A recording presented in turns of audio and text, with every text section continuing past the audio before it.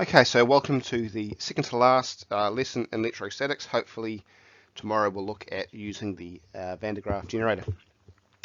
So today's lesson will be on electrical potential difference.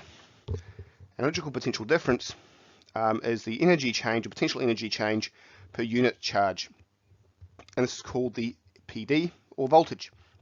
And the unit is the V, which you're probably very familiar with for volt, where 1 volt equals or means that you have 1 joule of energy per unit charge. And we'll get it from this equation here. So from yesterday's lesson, the change of potential energy, of course, as you do work on a charge in an electric field, divided by the charge, Q, and we rearrange the equation. So EQD is the change of potential energy. The Q's cancel out to give the voltage as being the electrical field times a certain distance. So a charge of 1 coulomb through a potential difference of 1 volt gains 1 joule of potential energy. So an example here is a 1.5 volt battery gives 1.5 joules of electrical energy to each coulomb of charge it delivers to a circuit. Okay, now let's look at electrical field strength in a little bit more detail. So here we have 2 parallel metal plates, each having a fixed distance d between them. Okay, and they're connected at a terminal by a battery we have here, and this creates a uniform electric charge. Okay, so from our previous slide, the voltage here will equal the electrical field times the distance. Okay, so E is going to be equal to the voltage here divided by the distance here. Okay, that's the electrical field strength.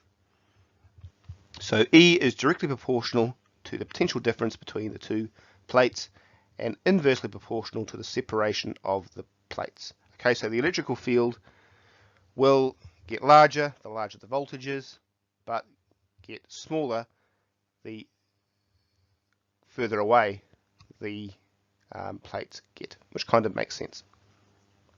And the units of electrical field are volts per meter or newtons per coulomb, as we got from last lesson. So here's an example. A charged dust particle is stationary between 2 horizontal metal plates with a separation of 3.6 centimeters. Okay, so if you do a little diagram there, you've got your 2 plates, say positive and negative. There's your charge there. And we're told that the separation D is 3.6 centimeters. The dust has a positive charge of plus 7e, so Q will equal 7e, where E is, of course, the number of charge on an electron, 1.6 times 10 to the negative 19. So calculate the electric field strength between the plates, the weight of the dust particle as well. You have about 5 minutes, so pause the video now and then we'll go through it. Okay, so welcome back. So we know that the electrical field strength is going to be voltage divided by distance. So we already have the voltage at 720. We divide it by 3.6 centimeters, which is D, remembering to convert to meters, and that will give 2.2 times 10 to the 4 volts per meter. Okay. And the weight of the dust particle will simply be the electrical force, EQ, which will, just like for the weight force equals mg as an analogy, in terms of charge it will equal EQ. Remember our analogy from last lesson. So it will be 2.2 times 10 to the 4 times 7 times 1.6 to the negative 19. Remembering Q, of course, is 7c. Or 7e, which is a charge of electron.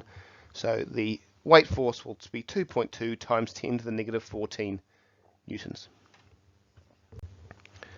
Okay, an electron moves to an electrical field of strength 4,000 newtons per coulomb from rest. What is the speed when it moves at a distance of 10 centimeters? Where the mass of an electron is 9.1 times 10 to the negative 31 kilograms, very small, and the charge, of course, is 1.6 times 10 to the negative 19. So I'll give you time to think about that. Pause the video now and come back when you think you have an answer.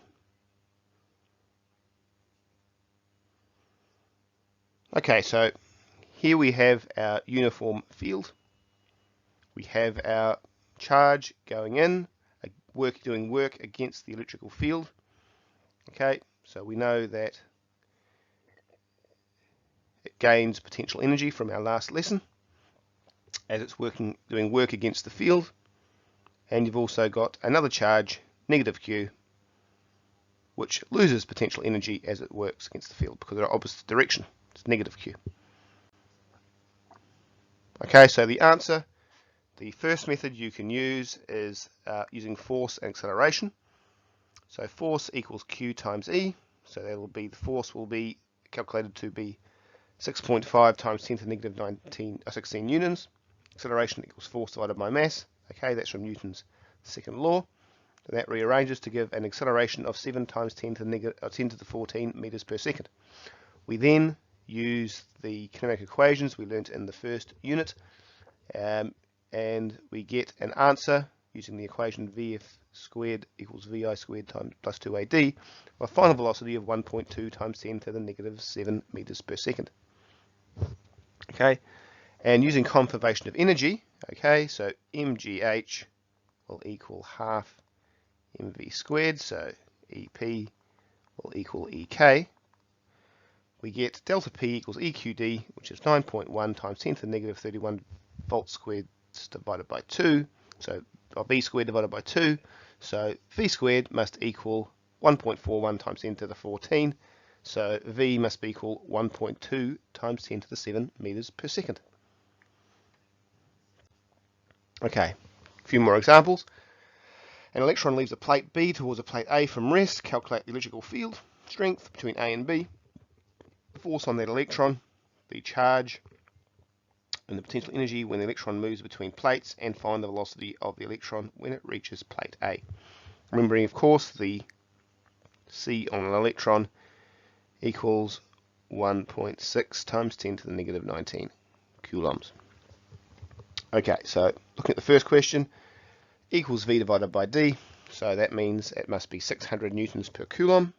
The force will be QE from our previous lesson, which will equal 9.6 times 10 to the negative 17 newtons, and the change, delta EP, will be QV, of course, because V equals EQ, which will equal 1.92 times 10 to the negative 18 joules. Okay, force times distance. And finally, find the velocity.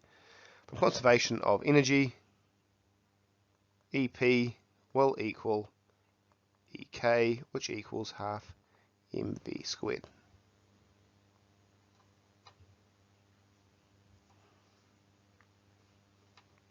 Therefore, the answer will be 1.92 times 10 to the negative 18 meters per second.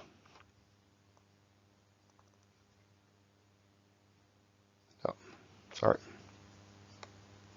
V squared equals 4.2 times 10 to the negative 12, so therefore the answer must be 2.1 times 10 to the 6 meters per second. So the final thing we're going to look at is the cathode ray tube in a bit of detail. So the way this works is that you have a cathode which has a metal in it. Obviously a metal is going to have positive and negative charges. You're going to heat it, and what happens is you have thermo-ionic emission. Okay, thermo-ionic emission is what it's called, and all these electrons begin to race out towards the cathode ray tube in the form of an electron beam. Okay. You end up with two deflecting plates which have a certain voltage, so by adjusting the voltages between these two plates you can adjust the direction of the electrons, because the electron is going to be moving towards a positive charge. So this guy is going to be positive, this guy is going to be negative. Sorry, it's going to be negative. So you can actually exert a force on the electron, and therefore the electrons can end up simulating a fluorescent beam and showing up as dots on that screen. So that's pretty much it for electrostatics, apart from the Van de Graaff generator, which hopefully we can use tomorrow.